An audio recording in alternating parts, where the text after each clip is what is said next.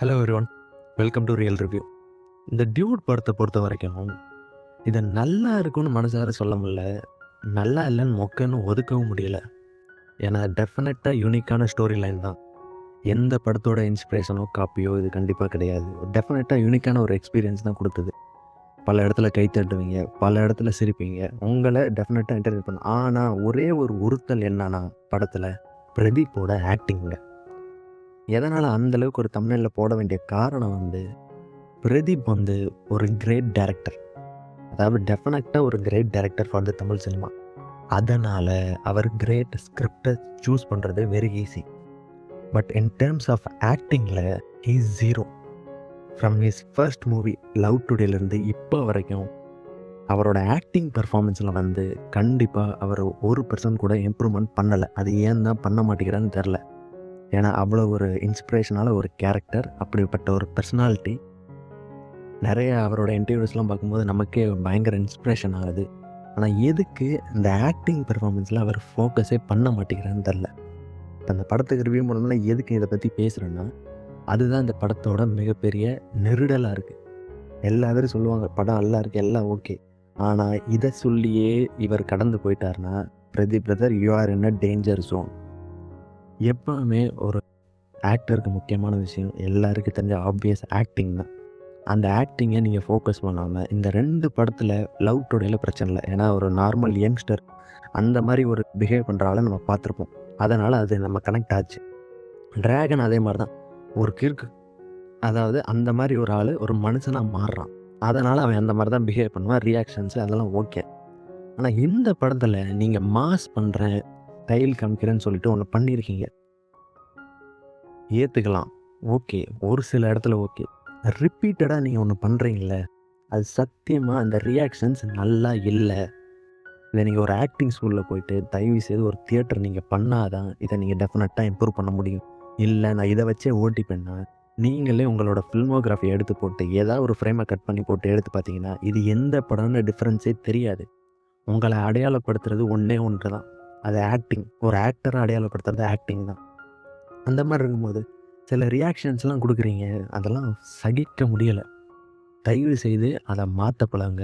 ப்ராப்பரான ஆக்டிங்கை நீங்கள் கற்றுக்குங்க. நம்ம படத்துக்குள்ளே போனோம்னா, படத்தில் ஒரு ஃபஸ்ட்டு 25 மினிட்ஸ் சரியான ஒரு கிரிஞ்சு ஃபெஸ்ட்டுங்க.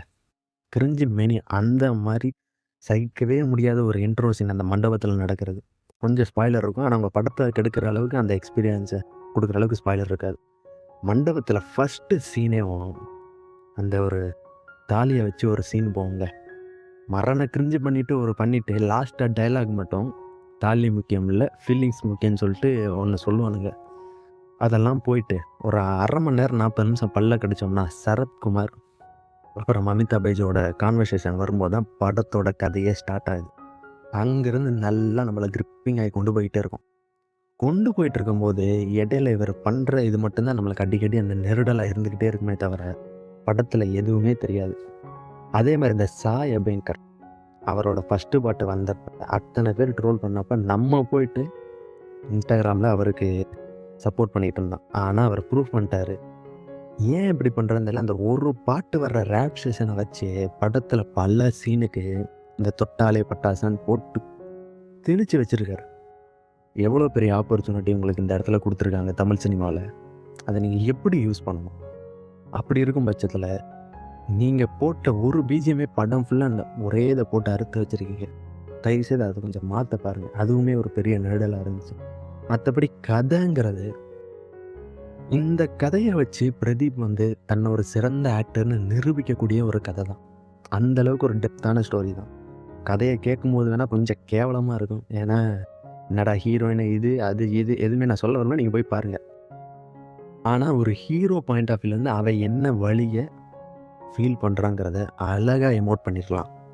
அந்த சான்ஸை கிரிஞ்சு ஆக்டிங் மூலயமா வேஸ்ட் பண்ணிட்டாரு நம்ம பிரதீப். அப்படி ஒரு டெப்த்தான கதை. சில சீன்லாம் நம்மளுக்கே அந்த ஹீரோவை பார்த்தாலே பரிதாபமாக நம்மளே ஒரு அழுக வரும். அந்த மாதிரி ஒரு சீன்லாம் நல்ல நல்ல சீனில் பொட்டென்ஷியலாக இந்த படத்தில் வேஸ்ட் பண்ணிட்டார். டெஃபினட்டாக இது பழைய 2 படங்கள் மாதிரி மக்கள் கொண்டாடத்தான் போகிறாங்க. ஏன்னா நம்மளுக்கு விழுந்த அடி அப்படி, தக் லைஃபாக இருக்கட்டும், கூலியாக இருக்கட்டும். அதுக்கப்புறம் ஒரு மருந்தாக நம்மளுக்கு இட்லி கடை கிடச்சிச்சு. அதுக்கப்புறம் இதை கண்டிப்பாக கொண்டாடத்தான் போகிறாங்க. ஆனால் பிரதீப் அவரோட ஆக்டிங்கை டெஃபினட்டாக இம்ப்ரூவ் பண்ணணும். எக்ஸாம்பிளுக்கு ஆப்போசிட்டில் வந்த பைசன் படத்தை பார்த்தீங்கன்னா தெரியும். துருவ் அதில் போட்டிருக்க உழைப்பு, ஒரு நடிகராக அவரோட ஆக்டிங் மெச்சூரிட்டி, ஒரு ஆக்டிங் பண்ணுறேன்னு காமிக்காமல் அந்த சட்டில் ஆக்டிங்க்கும் ஒரு மெச்சூரிட்டி தேவை. அந்த மெச்சூரிட்டி அந்த வயசில் அஃப்கோர்ஸ் அந்த ரத்தத்துலேருந்து வந்தாலும் அவரோட உழைப்பு வந்து அதில் தனியாக தெரியுது. பைசன் ரிவ்யூவும் நம்ம சேனலில் போட்டிருக்கோம், போய் பாருங்கள்.